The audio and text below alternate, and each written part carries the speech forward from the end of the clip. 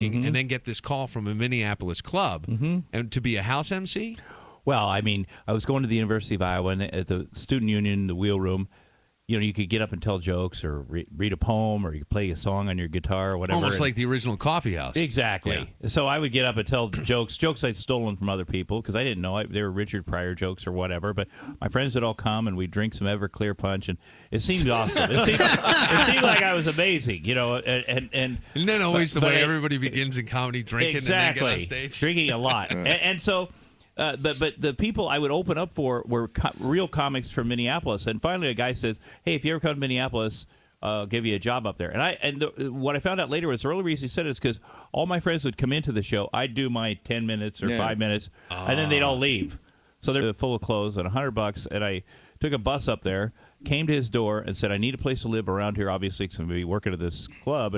And he was like, "Dude, you're working one weekend for $15. I don't know if you need to move by the club." And I was so if I'd have known that was the job that I was offered, I wouldn't have left Iowa City.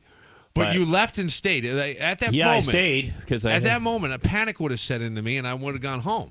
Well, you didn't do that. You're not an alcoholic because as soon as the panic started setting in, I went down to a bar called Williams Pub and for some drinks, and then I ended up meeting a waitress there, and she had a room. We became fast friends. I ended up working at Williams Pub. To support my comedy for a few years, and I'm still friends with those gals today. Really? Yeah. So, I mean, stupidity, arrogance, naivete, all that stuff helped a lot because now I think, wow, how did I, you got a good job at a meatpacking plant, and you're working, and you got, benefits, and I worked there 3 years. My grandpa had worked there 50 years. I will admit I did lose that job. I was fired. It wasn't like they got, I would never have quit. You know what I'm saying? Yeah. Because it was the best job in Ottumwa, Iowa. So anyway, you go from that to this really flaky job of being a stand-up comic. And when you're in your 20s, your early 20s, you can do stuff like that. Now I'd be horrified. Well, Tommy was on the road for a while and had an agent out of Minneapolis who you may know. Oh, yeah. Well, no, I had a guy out of Louisville, but there was a guy named Scott Henson. And he was country bar in St. Cloud, Minnesota, and he couldn't get up the stairs. That is absolutely true. That is true. Now, Scott, back in the day, because a guy weighs 700 pounds, he goes on a death pool. Now, I know I've been on celebrity death pools for 25 years. I get that. Hey, by the way, we do a death draft around the NFL draft. And actually, I think it's right there. Your name might have come up in today's round. Nice. Today would be the final round Henry of the death Winkler, draft. no way. No way. So anyway, I'm sorry. But yeah, I'd do that. I saw Rickles the other night. He looked damn good. Don Rickles did. Don Rickles' name is up on some the long death draft. shots. Yeah. Donald Trump, Yeah, Lawrence those are long Taylor. shots. I get it. But Darryl Strawberry, come on. Ron Wood with perennial. Ron Wood, I think, would be the first stone to Anytime you die. get a person through with drugs and alcohol, you should put them on the list. Because you don't know with us. You don't know. It's going well, and then whatever. Or somebody like Refrigerator Perry. Yeah.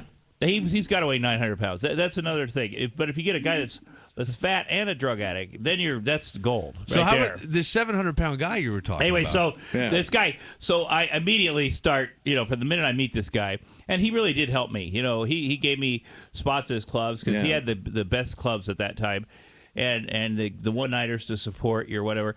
But anyway, so I immediately got a death pool. I had August of '86 for him to die. And he'll outlive me, I'm sure. The guy's still alive. Yeah, he is. And Holy, he actually I met him in introduced... 91, and he was enormous. Oh, yeah. Oh, 91. And like when you meet somebody and you're not sure what they're going to look like, and then you walk in and you see this enormous thing there, it freaks you out. Well, when I went on the road with him, I couldn't wait to sneak into the bathroom to see what he looked like naked. I mean, that was like, and of course I did. Got the shark curtain. You know what? I wondered if he could see his penis. Well, this honest guy, to God, his so guy weighs lucky. 700 pounds. This guy is so lucky it isn't today because you would have a camera phone and that would be that is everywhere. true. Every dick you That is knew would true. have that picture, and you'd all be laughing your asses off. That is very true. But he, it was, gosh. He gave me an opportunity, and then he had to her. And then I also had the Minneapolis Comedy Competition, or Twins, or whatever, Midwest Comedy Cup, whatever it was called, that I won right before I moved to L.A. And so that was, I don't know what that meant, because the check for winning, I forget what it was, $15,000, whatever it was, I owed him that much money for my bar tab. So there was a giant check with nothing on it because he took his money back. That's why people think I won, too, by the way. Probably true. Pay it off? Yeah. But then you did go to L.A. Yeah, I went to L.A. in '88. I mean, I went to L.A. It's funny because I went there exclusively just to write because I was a stand-up comedian and I loved doing that. And then I got this opportunity to write, and I started by, I wrote jokes for Roseanne. I wrote jokes for different comics when I was living in the Midwest, and you see their character, and then you start writing jokes for them, and I could do that. And then she got this show. I came out and did an HBO special she had in '87. And so you were writing for her HBO special. Yeah, and I also played her husband in it. Ironic, because at the time, we were buddies or pals, whatever. And Roseanne was part of a whole that I mean, Kennison. Oh yeah, absolutely. All that same comedy store kind of rolling around. Because that's what it was. It was fun. Then. Yeah, and I got to go out in the '80s and see that, and witness that, and it was also before I got sober, so it was like super fun. You got to meet Richard Pryor and watch and work with him instead of just hearing. So I got to be a little bit a part of that, just as a fan, basically, see all that, and because it hasn't been the same since then. So anyway, so go out to L.A. '88 to work on her show. We're getting ready to do the pilot, and there's a writer's strike. And now, writer's strike would be guys in the union, right? So at this point, are you a union member? No, I will be as soon as we do it, but it doesn't matter because I'm not going to write. I'm not going to cross the line. So. Because I'd worked at Hormel, I knew a real union. Because at Hormel, we went on strike. We went on freaking strike. People try to get those semis full of pigs into the plant. We burn them down. We didn't even know why we were striking. We were just drunk and burning things because they're on strike. That's the way you did it at Hormel. That's a real strike. Now, if I can interrupt for just, I see you're wearing a late show shirt, which is Letterman, right? Yeah. But was Letterman at that time, he was already on TV because he had spent some time out in L.A. doing stand-up. And I used to always love the story that the woman that became a head writer on the show, and I think he was married to or had a relationship, a long-term relationship, Meryl. used to open up and then would do jokes. And then Dave may do the same joke later and actually kill with it. Was sort of the legend that's of that. Interesting. I believe that. Meryl Marco. But I didn't know, was that around the same time? It was before. Before. Because Letterman was another group of guys from the '70s, which was before. Because I remember being in community college, working at Hormel, a nice community college day, and then he had his morning show on. It was one summer. Yeah. And then he went to his later show, but he was in the late '70s, early maybe barely 80s. Yeah. He and. Chandling. I'm sorry to interrupt. No. It makes sense. Trying to put it all together. Well, it's Tom Arnold, and he's at the Comedy Club all weekend in Webster, right off Empire Boulevard. What about the Tom Arnold and the Fabulous Goldfish Review? That was like the first thing, and didn't that get you on Letterman, or at least a call? It did give me a call, but I was at Iowa, University of Iowa. These comics from Minneapolis would come down, and I'd open up for them. One was a guy named Joel Hodgson. I don't know if you remember him.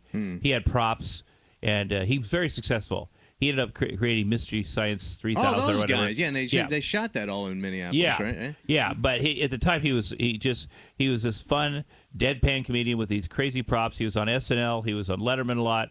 He just blew up, and I think at the end of the day he didn't like doing it. Yeah. So he quit doing it and decided to write or whatever. But anyway, he came and he stayed with me at Iowa City, and he was telling me you have to have a hook. You have to be different. Whatever. At the time I was just getting up and telling jokes. And I thought, well, he has all these different prop things. I'll get a hook, And I looked around my room and I had the goldfish there, and I thought, I'll to do tricks and stunts, and so take him on the road. And that's what I did for a few years. I became the goldfish guy. And then you could reference, who's that guy? Oh, he's the goldfish guy. One rode a motorcycle through a ring of fire. One did an impression of the Pope. One did. The hard part was how did it work? It was hard because I brought this bowl of fish up on stage, put it on a stool, and then had these props around it. I lit a tennis racket on fire and had an audience member hold it while I had this little motorcycle, and I put it in a condom and put it on the motorcycle or whatever. It was dumb, but it was a little hook, but it was also dumb because it was a time I was drinking a lot. So I'd go to a party after the show, and the goldfish would be in my trunk. And that'd be in the Midwest. And then in the morning, I'd wake up and there's a block of ice. So I'd have to find a fish store before the show. And there was always that panic. I got to find a fish store to do my comedy show, which is really stupid if you think about it. So then one day, it became so much. It's such a hassle that I decided I'm going to try to make it with my own version of my own personality. Well, I really like the story, the struggle. That's really interesting. Yeah. So then when you're out in L.A. and you hook up with Roseanne, and obviously that's a well-documented, many people know, the from the tattoos and the tabloids and that. What But was we, it like but dealing we met with in Minneapolis. Yes. A lot of people don't probably know that. But, almost 30 years ago, and so 28 years ago, I was 23, she was 30. But anyway, so out there, and then they became whatever. But going out there, moved out there with a woman from Minneapolis, my fiance. I had a lot of fiancés. A lot of wives, a lot of fiancés. And moved out there. And so I had no intent. I thought, my pal, Roseanne, we're buddies. Yeah. And I didn't know she liked me. But I've never really known when any woman liked me. I just assumed they didn't. And then they tell me, and I'm like, really? Wow. And so eventually, the woman I moved out there with, very nice woman named Denise, things started going haywire because Denise, unfortunately, was living with a drug addict and alcoholic, me. Yeah. And so that's tough. And it was at the end of my craziness, and so it wasn't working out for us. And then Roseanne was available, and she really liked me, and I liked that she liked me, and she was a great mother, and she was an old friend. We were pals for many years, and so give this thing a shot, and there you go. Ruined a great friendship. How long have you been clean? Well, here's the thing. I got in December 10th, 1989.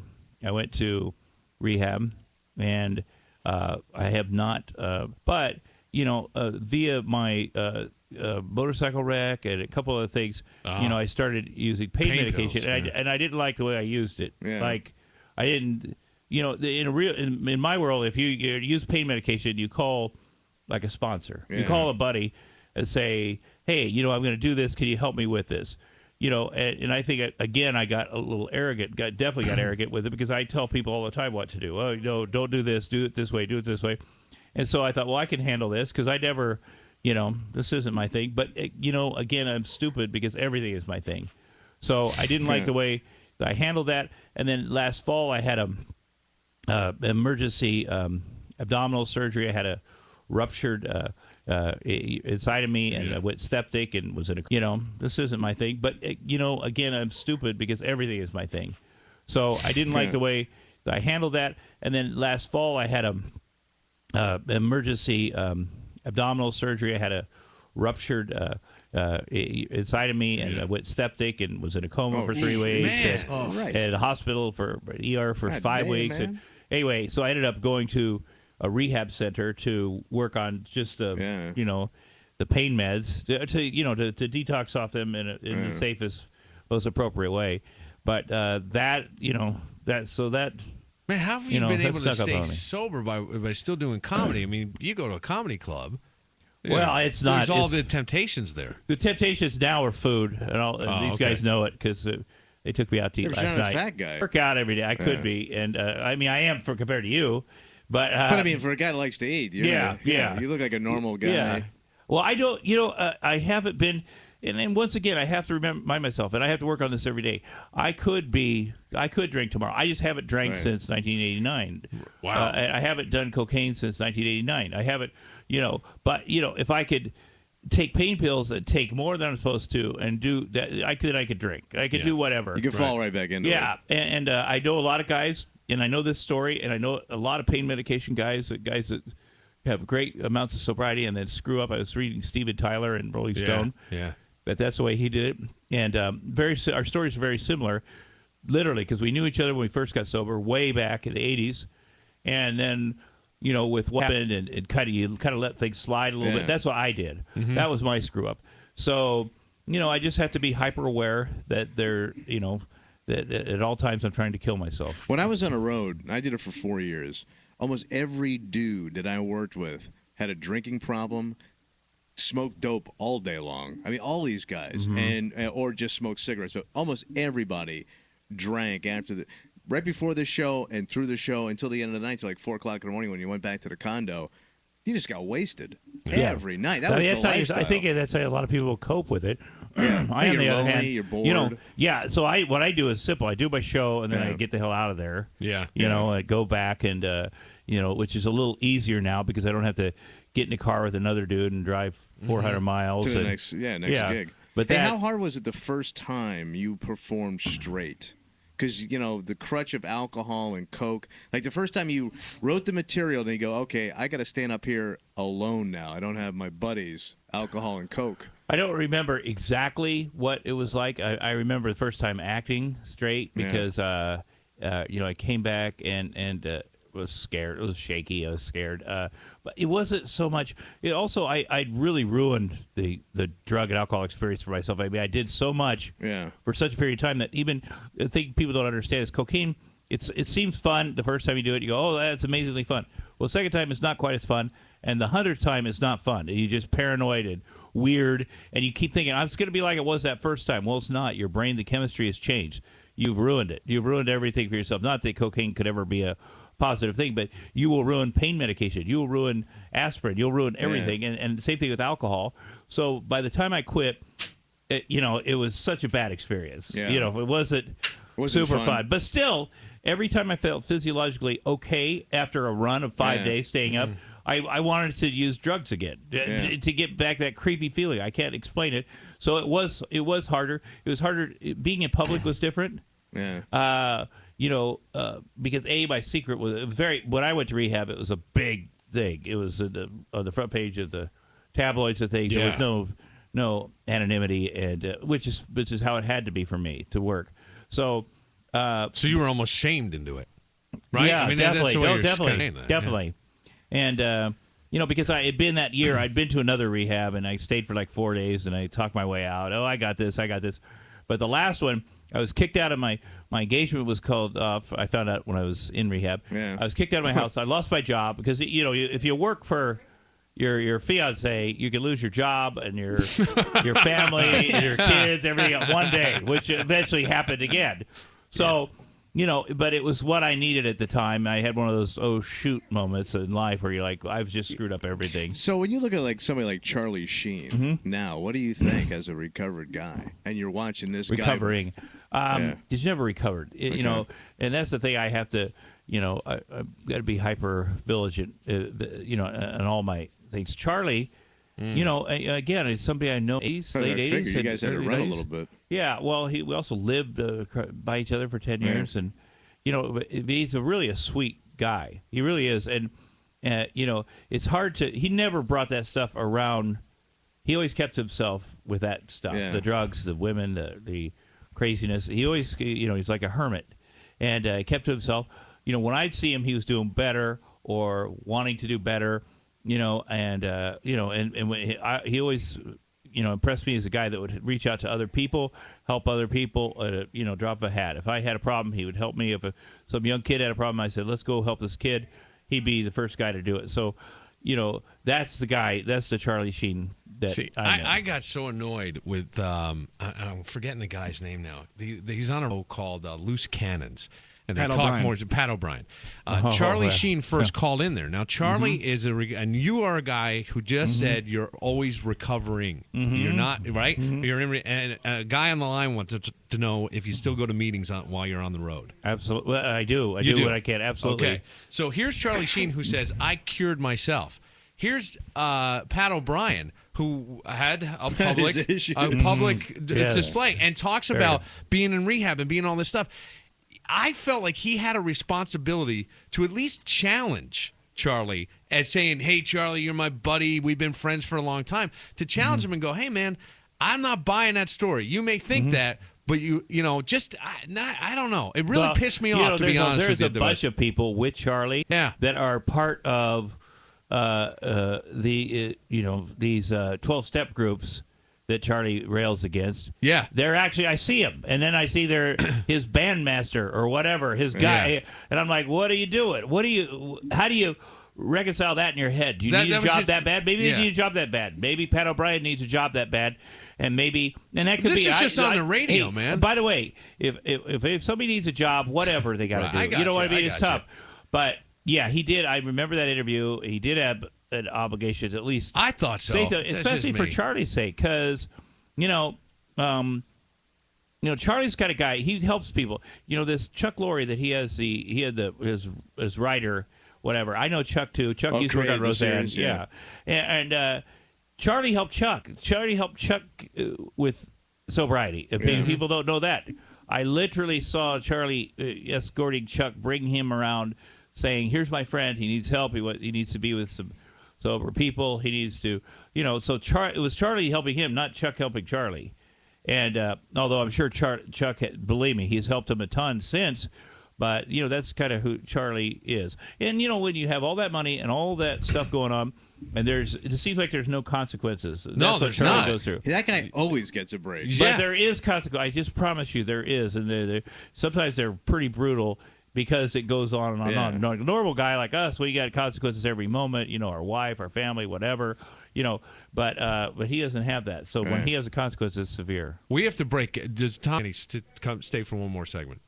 I mean, what do you need to leave? No, whatever he tells me. Okay, to do. I wasn't sure, and I didn't know. You tell me. You're the time master.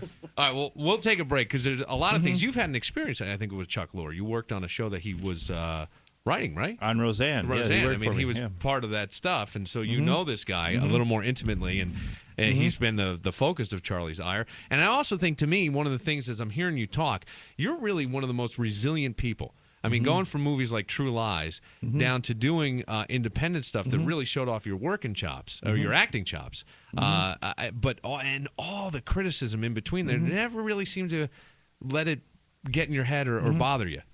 Allegedly, yeah. Well, I mean, I just think that's amazing. I really do. I think that's pretty freaking cool. And Tom Arnold is at the Comedy Club. Get your tickets. Be there all weekend long. Have you visited those franchise pack and ship stores lately? Well, if you're getting kicked out of your house, you lose your family all in one day. You need to pack up and go back to Iowa. Where are you going to go? Go see the box. You got to go see the box man. The Arnold. At 90 Rockwood Place, just off East Avenue. The Box Man is your #1 pack and ship center.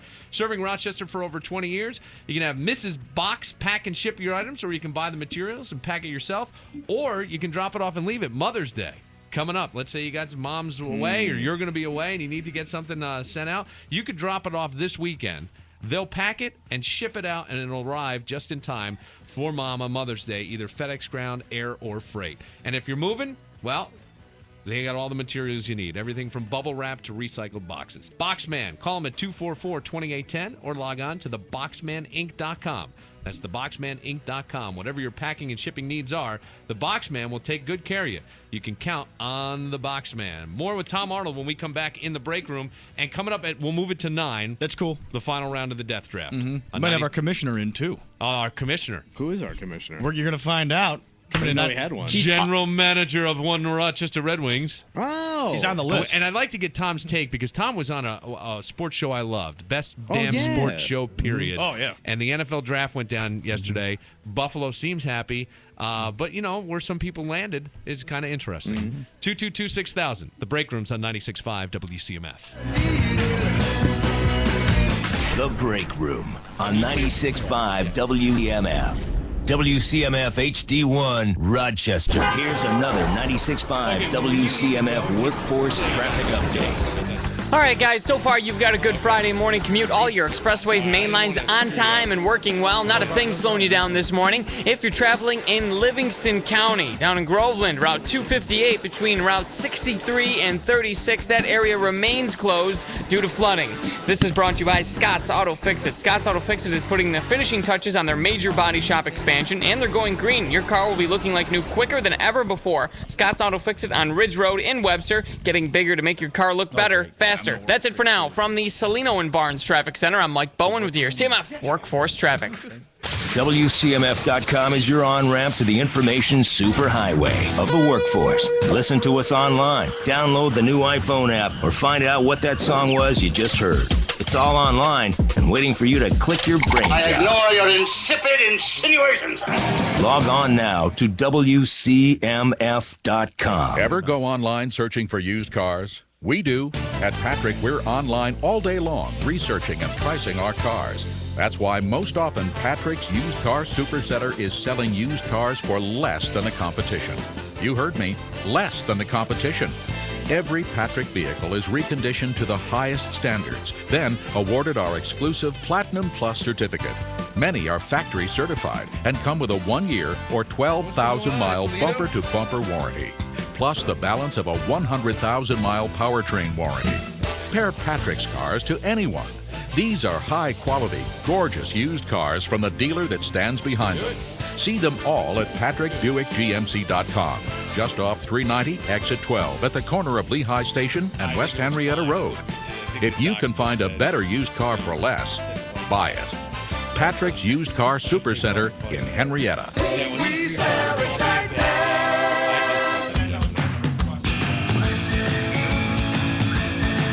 Well, folks, it's time again for the Great Clips $5.99 Great Haircut Sale at your local Great Clips. $5.99 at my Great Clips. That's right. A quality, hassle-free haircut is just $5.99 at my Great Clips. At my Great Clips. At my Great Clips. At my Great Clips. We're talking any haircut for any age is just, well, you guessed it, $5.99. Don't miss the Great Clips $5.99 Great Haircut Sale at participating salons April 29th through May 1st. Relax, you're at Great Clips. 3 great Rochester area locations. Go to greatclips.com or call 1-800-GREAT-CLIPS for a salon near you. That's 1-800-GREAT-CLIPS.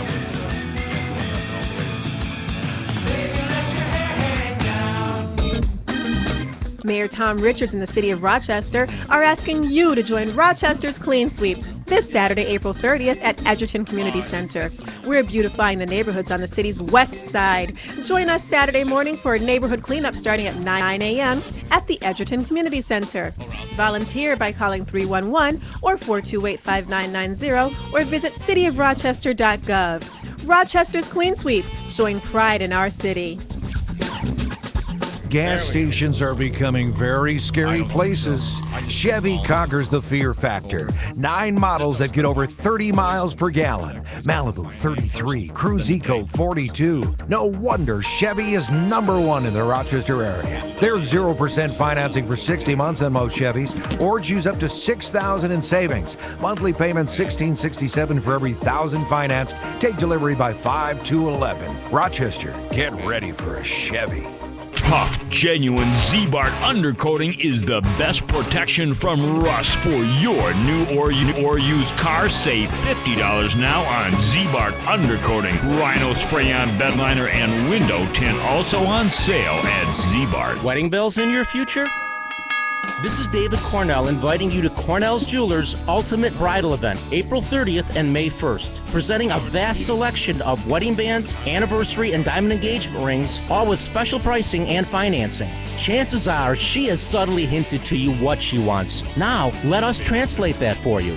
I promise no matter what your budget, Cornell's Jewelers will help you find the perfect ring. Cornell's Jewelers Ultimate Bridal Event, Saturday, April 30th and Sunday, May 1st, 3100 Monroe Avenue. The Home Depot's made a special buy on 2.5 cubic foot bags of Miracle Grow potting mix, just $10.97. Get savings proven to grow plants twice as big as ordinary soils. Let your flowers, herbs, and vegetables come out swinging. We're lowering the cost of a garden full of potential with a special buy on Miracle Grow potting mix, just $10.97. More saving, more doing. That's the power of the Home Depot. Valid through May 4th, U.S. only. See store for details. Hey, Facebook and Twitter buddies, update your status to say I'm listening to The Break Room on 96.5 WCMF. Thank you from your friends in The Break Room and 96.5 WCMF. Good morning. Thanks for joining us in The Break Room. Tom Arnold is here. He is at the Comedy Club in Webster tonight and tomorrow night. 2 shows tonight starting at 7:30 and same tomorrow night. Somebody just texted me at 80761 that the Today Show was covering the royal wedding, where my brother actually went over there just to hang out and party, Tom. He just thought it would be a place to meet chicks, is what he thought.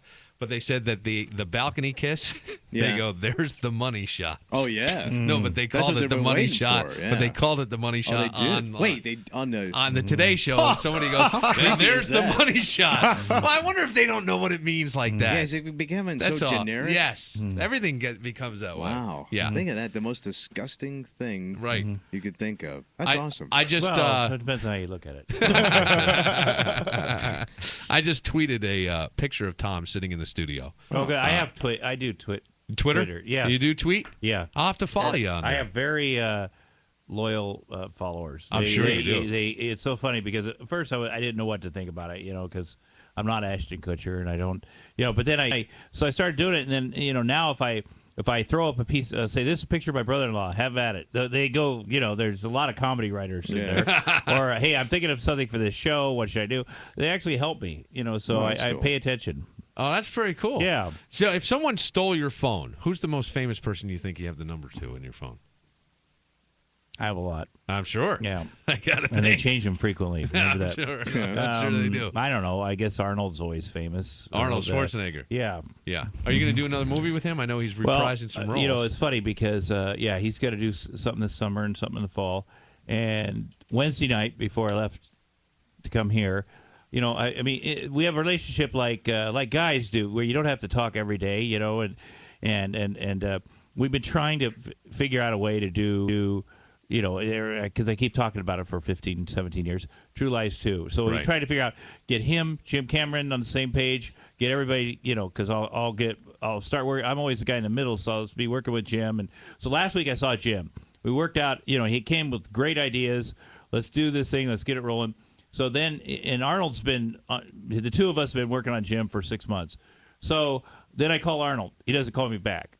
I'm like, because I got one question. Jim asked me about a director. He said, here's the director I like. Right. If I get Arnold to approve it, then we can move forward and start moving fast. Arnold has that much power. He can say who.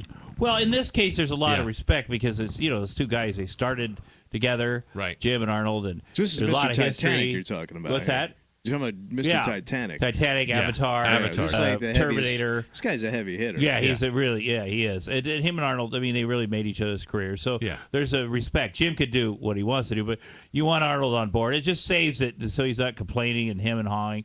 So this guy that Jim likes and I like, and so finally, Arnold hadn't called me back, and I'm getting ready to leave town to come here to Rochester.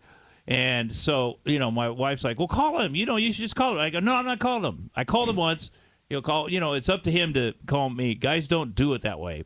So finally, the Wednesday night, I knew my wife's on her way home. I knew she was going to say it again. So I pick up the phone. I call him. And I'm like, dude, I just got to ask you one question. What do you think about so-and-so, director, whatever?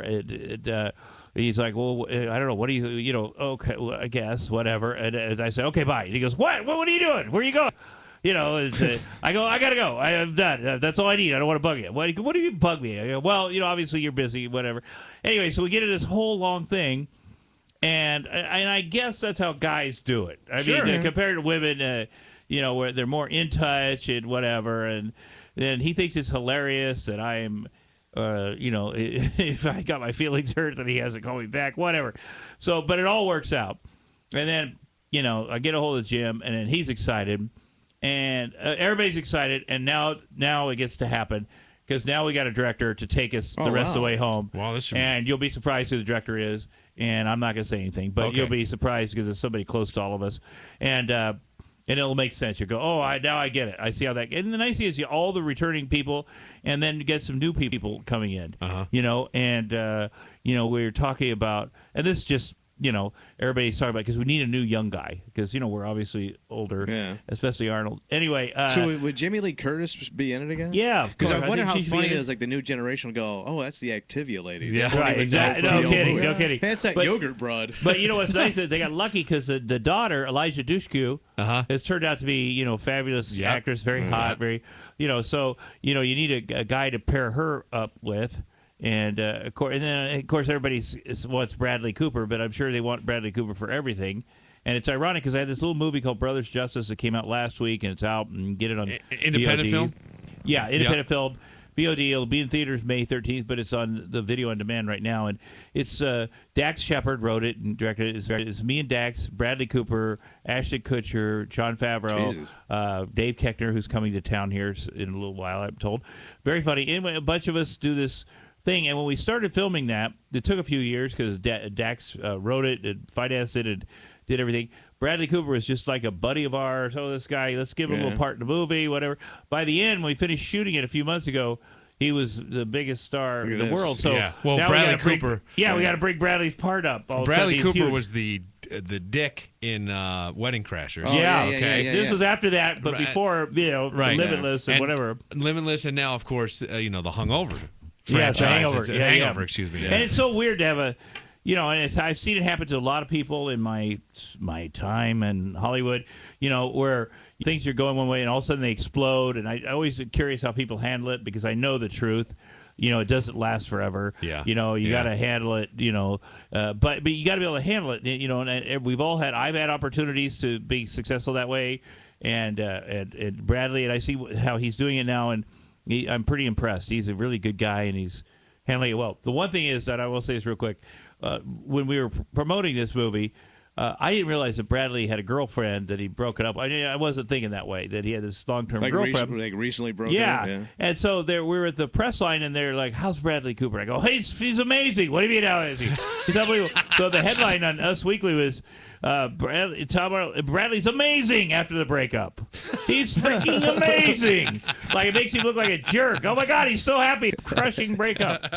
But you just have to be careful what you say, and especially me, because I say a lot of stuff. How about Dax Shepard? I think he was the best man of yours. Yeah, right? he was. And for people who may not be familiar with the name, he's in Parenthood. Yeah, he's great. Crosby at Parenthood. Yeah, he does an awesome job. I can't watch that show; it hits too close to home for me. I understand. I have a son that has Asperger's. Right, and that little boy. I was diagnosed when I was much younger as having mild Asperger's. Yeah. Much younger, and put on medication. Shocker, back in Iowa. And because boy, of that, that's early, Tom, because Asperger's was discovered in the 40s, right, but by a German scientist, and no one was listening to Germany in the 40s. Right, you're right. They already saw their experiments. Yeah, I mean that was kind of it. So that's interesting that you had that. Yeah, and it's interesting because I can remember that.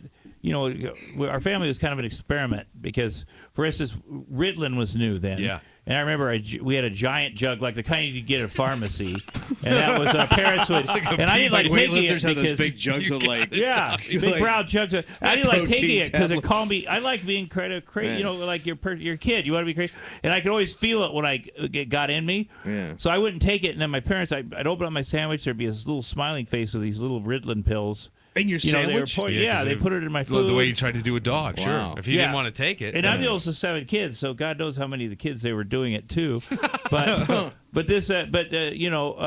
Asperger's always has been interesting to me, and I work, do a lot of things for autism, and because I really, because I feel. And I'm sure ego related, but I feel I have a connection with kids more than, maybe it's because of the way I move. We had a funny thing happen. Microsoft has this hockey challenge for the Ronald McDonald House up in Seattle that Bill Gates hosts, and so I was going up there. I went up there, and then we went and visited the Ronald McDonald House, which is one of the best ones, the best Ronald McDonald House I've ever seen. With the families, and anyway, there's this kid. He's 11 years old, and at the time I just left the Best Damn Sports Show period. And, it's a bald kid. He's got cancer. His family's there. And he's like, how are you doing, Tom? And I'm like, oh, all right. He goes, you got another show lined up? Like, he was worried about me having a show. Got cancer. Yeah. Wow, and then I'm like, dude, you don't have to. But I got it. And he's like, well, my brother, who's autistic, he's 7, and he's the only person. Our parents, they have a box that's locked, their cable box on the TV. Yeah. And this kid figured out a way to get up and get in the code and decode it so he could watch my stupid sports show. Yeah. And it's not because I say anything. It's because I move around a lot. I like it. You could watch it. Like, you could watch the guy shake. Yeah. And so he liked that. So I find out that this 7-year-old kid is a fan. And so I immediately went home and made a compilation of all my shakiest, craziest stuff and sent it to them so they could just play it on a loop for this kid. But I have always felt a connection. That's Well, probably. they call it a disability, and sometimes disabilities have an advantage in certain areas. And I always, even creativity-wise, as you're saying with Ritalin, as an adult, I was diagnosed with ADHD. I effing hated it. I wouldn't take it anymore because I felt like even those little distractions and things that happened were what made me me. Now, I have a son who's 10, and I die when I go in and it's a parent-teacher conference, and the woman says to me, yeah, he lays down in the back sometimes. He just gets up and lays down. And she said, at first, I found it very annoying. I mean, you think, oh, God, right? Because you got to conform. And she said, no, I asked him once because I got annoyed what we were talking about, and he was the only one who could answer every one of my questions. So it's just a different thing. And it's the same with you, and maybe that's why you're able to do what you do here, and I know that helps me with ideas and things. Holly Robinson Pete and Rodney Pete, they have a son that's autistic. I read their book. And we did last year at this time we had a sports show called Kid Pitch. Just all little kids. Larry King's kids, their kids, a bunch of we bring on the big athletes and the kids that interview them, and it was all about baseball, and it was fun because I didn't even know the kid had. I couldn't even tell. I couldn't Rodney tell which Pete's kid, son? is autistic and which kid, the others are. Yep. But I just knew he was the best behaved one because the others are insane. Yeah. Larry King's kids. Larry King's kid was one of the funniest. Did you ever see the time when King's kids are on his show and they bring in some guy from the zoo and he pulls out some kind of spider and the kid goes all sissy, and you can see Larry getting kind of pissed off that his kid is going all merry in front of him. But he is like a little, oh my god. Yeah, his kids are funny and sweet, and just fun of them. Your best damn sports show. Period. That was your 4-year run of that. Was fun. I enjoyed the hell out of that show. Now, do you watch sports religion? I mean, of course. So that's a job where you're going to do it anyway. I do pay attention to, obviously, I love sports. And so then you get a chance to do your dream job, and they pay you for it. It's a great thing. And at the end of May, I'm shooting another pilot for Fox Sports. I just shot one for the acting for ABC, but because I just want to do another sports show. I mean, it's just something, that was, maybe I didn't realize how fun it was even, because I had to do it every day. Right. And it was kind of a grind. So this time I think you're going to do once a week, and we'll see what happens. But that was fun. And, the connections you make in sports, I mean, I got to meet all my heroes. I was sitting there interviewing Willie Mays and all these different people, and just really had out-of-body experiences. And I remember once doing his show from Los Angeles, and so he asked if he could share my dressing room area. And sure, he's a nice guy. And so we're getting makeup on, and I go, Bill, because Clint Eastwood came in and said hi to us. I was like, geez, that's crazy. I go, Bill, are you ever sitting there interviewing somebody and you have an out-of-body experience? Like, oh, my God, I'm interviewing my hero that I grew up with. It reminds me of my grandpa and whatever. And he's like, no. And I go, no, but one of you, he goes, I'm the equal to people I interview. I go, no, yeah, in God's eyes, you're the equal. But you know what? He goes, no. And I thought, well, that's a shame. That's too bad that he doesn't get to be a fan, but it's also a lie. I know he's lying because I'm sure Bill O'Reilly can't believe it. But after watching him do Obama at halftime in the Super Bowl, I would almost think that he does think he kept cutting him off. I mean, that was one of the most disrespectful, I thought, to The Office. Any interview I'd seen. And Bill O'Reilly, if you met him, you go, what a nice guy. Yeah. He's a very nice guy. But, he does his shtick, and that's what the Fox News does. Yeah. But I guarantee anybody, I mean, you guys, we're all fans. Walks into the room. Yeah. Come on, man. What if you lost that? The ability to be a fan? Yeah. Whether it be sports or whether it be in this business or whether it be whatever. It's like losing your taste buds. Yeah. Because nobody can ever take that away from you. They could fire you from your job. They could do whatever, but you always could be a fan. Right. I was watching guys last night at the Anchor Bar or whatever, and there was a draft, and they were paying attention to what the Bills were doing, and they had their jerseys on, and their hats, and they're excited. Sure. They're sweet, these, a bunch For of a dudes crappy together, team. and it was awesome. Yeah. It made me feel really good about just fans in general, because Bills fans especially, they've had good news and bad news for many years, and yet they're still there. Well, not if you really, if you're a Cubs fan like I am, the Bills have had great news. They've had 4 Super Bowls. I mean, it's unbelievable. Right. But if you're, they haven't won, because it's all about winning. I would like to play a little piece from last night's draft for you, and it's not Cam Newton going number 1 or the Bills picking at number 3 where they got Marcel Darius, but this was a guy who went 28th. He won the Heisman Trophy in 2009. He was picked by the Saints, Mark Ingram, and his daddy was was playing I believe in 1987 when the Giants won the Super Bowl. He was on that team. He's in jail. He's in jail for money laundering and bank fraud. So he sent an email to Susie Colbert, and she reads it to Mark Ingram last night. And it's really sweet, comical. Okay. But here it is. You were also drafted with the exact same number as your dad, who was a Super Bowl winning wide receiver for the Giants. And he sent me an email, and I just want to read you a little bit. He says, son, first of all, I'd like to congratulate you for being a great person and accomplishing your dream of being drafted and having the opportunity to play professional football. You have made me a proud father. I am so proud of the young man you have become. What would you like to say to your dad? I want to tell my dad that I love him. I miss you, dog. You've been a positive influence on my life for my whole entire life. So I just want to thank you and let you know that I love you, man, and we did it. Congratulations. Oh. I mean, it's sweet and Dog. funny when you The call your dog. dad dog. No. Well, but maybe that's yeah.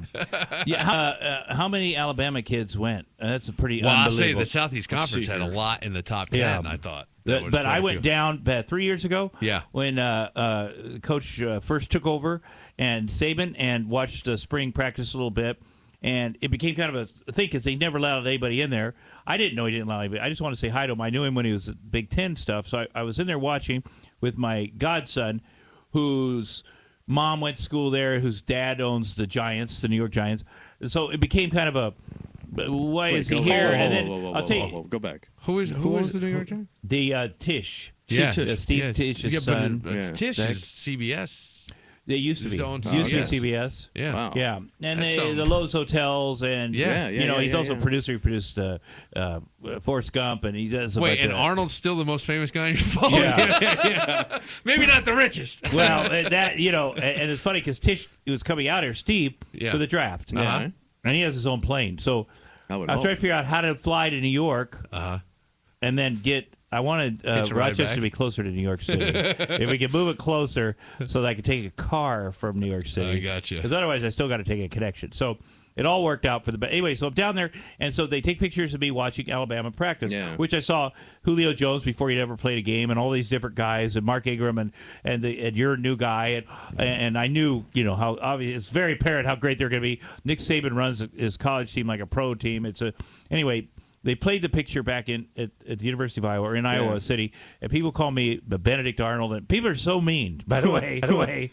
People get mean. Yeah. And so I had to say, I'm down there watching a football practice. I am a Hawkeye. Don't ever forget. I think you're down there giving away secrets. Man, it's unreal. Yeah. I mean, I was just thinking of all the criticism throughout the years you've had, but just the sports stuff alone gets so personal. I wonder, because, you can't pay attention to the good stuff if you don't pay attention to the bad stuff. And, if I had Google Alert on my, I'd be, because I've done that before, and it's been horrible. I've done it. I'd say, I'm doing this for research because I'm writing this show about blank, blank, blank. Well, it's addictive, even to hear the bad stuff, because you're like, what is going on? The one time, I'll tell you briefly, somebody was hammering me, and I read about it on IMDb or one of these things where they have where you can man up somebody. And I did a movie called Guardians of the Night, and it's one of those rare opportunities where it was a serious movie, and I played a pedophile, whatever. I thought the movie had something to say, whatever. Anyway, this kid's like, this guy could never win an Oscar, he's a loser, whatever. So he stayed on, and then, of course, I do the wrong thing, which is engage with this person. Yes. So we go back and forth, back and forth. Then I find out he's got a website, Tom Arnold is the Devil, and it's got a picture of me, and it closes in on my eyeball, and you can see a 666 in there. And so I start hammering him and threatening him. Anyway, push comes to shove. I find out his kid lives in New Jersey, in the basement of his mom's house. True story. He has his website, yes. He never had any friends. I found out from his mom. I know it becomes sad. Yeah. I found out from his mom he never had any friends until he had the website, Tom Arnold was the Devil. Now he's got 200 friends. Yeah. So I'm yanked out his whole life force. I'm this big, mean... You're his god. I'm ruining... Yes. So then I realized that, and I was like, oh, it's one of those shoot moments in life. I'm like, what am I doing? So I go, put it back up. Here's some information to prove the devil. And please, and then I won't do that again. Because... These people that make these nasty comments, they do it about everybody. They just do it. If you go on the Perez Hiltons or the TMZ, and it's the same people. It is. That's what I learned. We found it in here, like even locally, when people. It's the same 7 douchebags that are fighting back and forth. But you suck. It's there. I know, and I want you to die. I want this person to die. Die already. Whatever. And obviously they care because they're taking the time to freaking write in, right? And so, but you also can't engage because it's their own thing. It's not about you. It's not about me. Even though they're saying Tom Arnold is an idiot, he's a loser, he's whatever. It's not about me. It's about them and their comments for each other. Yeah. But it's kind of brutal. Yeah. And I think that it goes back to people should say stuff to people's face. Yeah. Nobody ever says anything to my face. No, well, that's the thing. Face is gone because with the internet and technology. And there was always a philosopher who used to say, if you could put a face to the pain, would you still do it? Right. That was, there you go. And absolutely, the internet makes it possible. Before you go, somebody wanted to know what inspired my big redneck wedding, which is very, very funny. Well, we're having a big special royal wedding weekend. That's true. CFT they're very creative. Here's what, I don't know what exactly inspired it, but I know that I got a call 3 years ago, and they said, we can only take one person to host this show. And they said the name of it, My Big Redneck Wedding, and I was like, no way, because that is, I could just tell they're going to make fun of people. Yeah. Make fun of rednecks. I am a redneck. I said, well, they said, watch the tape. We shot it documentary style. So I watch it, and I realize these people love each other. I mean, they're crazy, but they love each other. And they, like the people I married, literally married, I have my license, they lived together for 4 months in a car. And I said, man, if you get a woman to live with you in a car, I can't even get one to live with me in Beverly Hills. The car.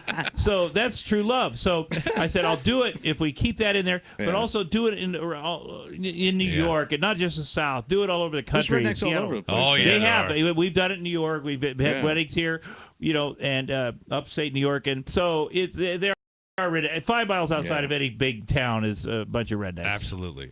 All right, Tom Arnold at the Comedy Club all weekend. Thank you. Thanks, man, guys. It's really nice to meet you. Thank you, guys. And Thank you. Nice to meet you guys. Different guy than I thank you. thought. It's got a real depth to you there. That's thank you, pretty guys. cool. I'm disappointed. I thought you'd be a huge dick. I know. I thought you'd be drunk and stoned. I don't think I could take him in the death draft when we do it next. I just can't. I don't see it. Although he did tell us a story last year, things went a little. I don't know. I'd take me. I'm sure. There is a prospect telling you to take him. We do the death draft final round next in the break room. Tom Arnold at the Comedy Club all weekend long. Check out thecomedyclub.us to make your we'll reservations. Talk, we'll hang out, we'll take pictures. Come on down. All right, 222-6000 is the phone number, 80761 if you'd like to text us. The Break Room's on 96.5 WCMF. The Break Room on 96.5 WCMF. WCMF HD1 Rochester. Here's another 96.5 WCMF Workforce Traffic Update. All right, guys, so far you've got a good Friday morning commute. All your expressways, main lines on time and working well. Not a thing slowing you down this morning. If you're traveling in Livingston County, down in Groveland, Route 258 between Route 63 and 36, that area remains closed due to flooding. This is brought to you by Scott's Auto Fix-It. Scott's Auto Fix-It is putting the finishing touches on their major body shop expansion, and they're going green. Your car will be looking like new quicker than ever before. Scott's Auto Fix-It on Ridge Road in Webster, getting bigger to make your car look better, faster. That's it for now. From the Salino and Barnes Traffic Center, I'm Mike Bowen with your CMF Workforce Traffic.